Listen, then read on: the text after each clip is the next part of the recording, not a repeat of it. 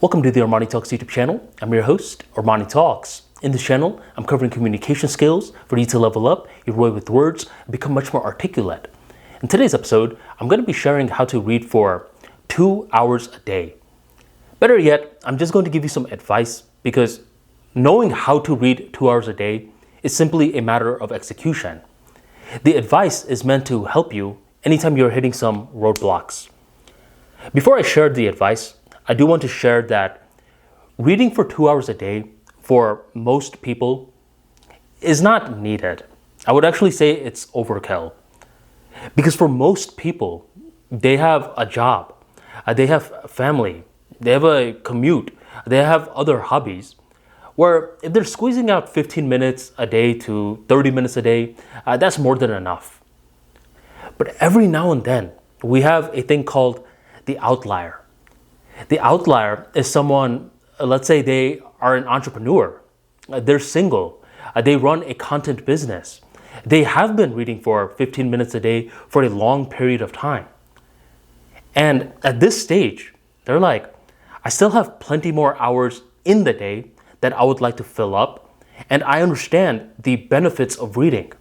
I understand how it can improve my memory, how it can sharpen my critical thinking skills, how it can allow me to concentrate better. I understand these benefits. So I want to bump up from 15 minutes to 35 minutes to 1 hour to 2 hours. What are some advice?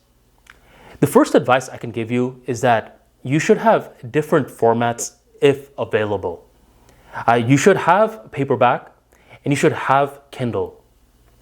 Around January of this year, 2023, I bought a Kindle. One of the reasons I bought a Kindle was because around the end of last year, I was reading paperbacks and eventually it became a real estate issue. I was running out of room in my living facility for all the books. And it wasn't just a real estate issue. I also felt a little annoyed reading paperback books because I noticed a lot of the times it's not formatted properly.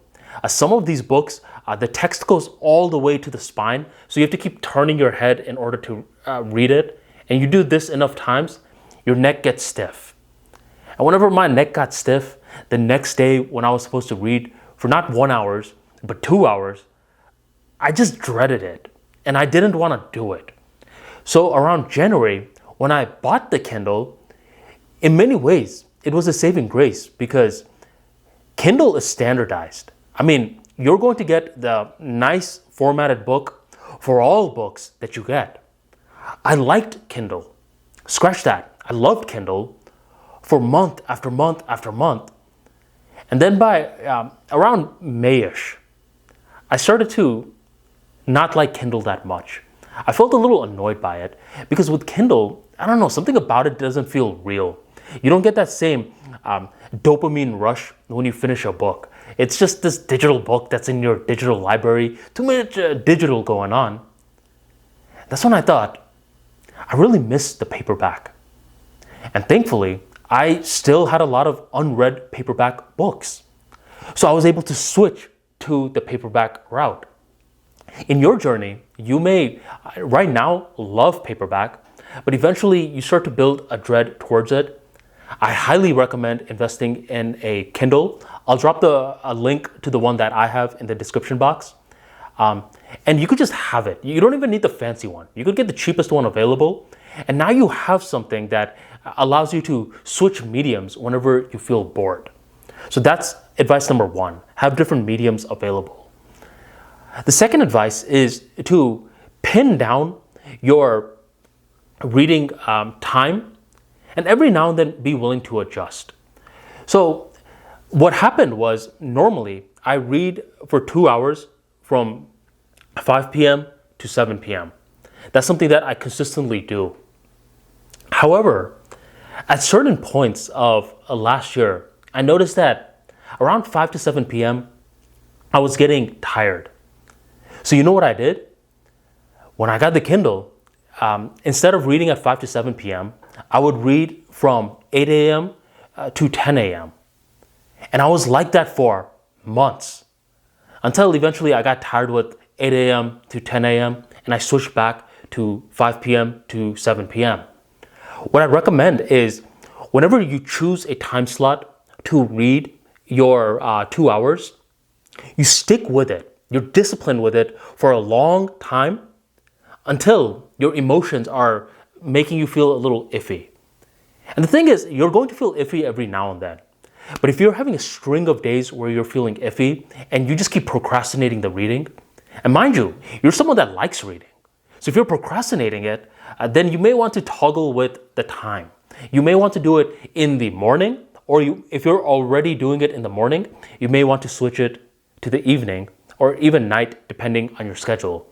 So be very disciplined with the time slot that you give to yourself and only adjust when the emotional compass is telling you to adjust after a string of days. That's advice number 2. The third advice I would like to give you is to read fiction and nonfiction. This is where a lot of people are going to be like, all right, Armani, I was with you up until this point, but what am I, 5 years old? I don't need to read fiction. I recommend that you still read fiction, even if you don't think you should. You don't go to the gym and just work out the right side of your body. So why the heck are you only working out one part of your brain, the logical side? You also need the creativity as well. And when you have 2 different books to toggle between, however you read, you can read it. You can spend the first hour reading the fiction and the second hour reading nonfiction. However you do it. But I recommend you put in the fiction because it balances you. It allows you to understand the nonfiction better. That's one of the ironies that you will notice. Reading fiction helps you digest the information in nonfiction better. I don't know why this happens. It just happens. So incorporate fiction into your 2-hour block. And the fourth advice I would like to give is if you are listening to my advice on reading fiction and nonfiction, whichever book that is more effort for you, read that first. And whichever book that you actually want to read, there is no effort, read that second within the 2-hour block. So every now and then, I like fiction, okay? And I was put on Khaled Hosseini books, and I really like his writing. He's written 3 great books, and whenever I was reading it, I noticed there was an emotional feeling that I felt where it didn't feel like effort. But the nonfiction book that I was reading at the time, it was really boring. With all due love, Barack Obama, it was Barack Obama's autobiography, which was so freaking boring to me, man. And I thought, oh man, I already started it. I gotta finish it. Okay, I'll read it for the first hour. And now I know that if I get through this, I get to read the Khaled Hosseini books. You see? So I put the boring book in the first 1 hour, and then I would read the fun book in the second 1 hour. This allowed me to have this pull when I was reading, with all due respect, Barack Obama's boring book. So that's another tip I would like to give you. Put the high effort book number 1 so you could enjoy the next book freely. So these are some advices I would like to give you in regards to reading for 2 hours a day. It's something that is underrated because no one is doing it. Most people do read for 15 minutes a day, which is smart for them. But for every outlier out there who found this video, if you even found this video, then chances are you are looking to increase your output.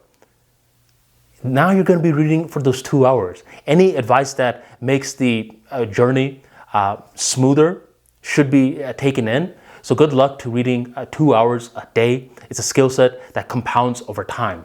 Thank you very much for joining the ArmaniTalks YouTube channel, and I'll catch you next time.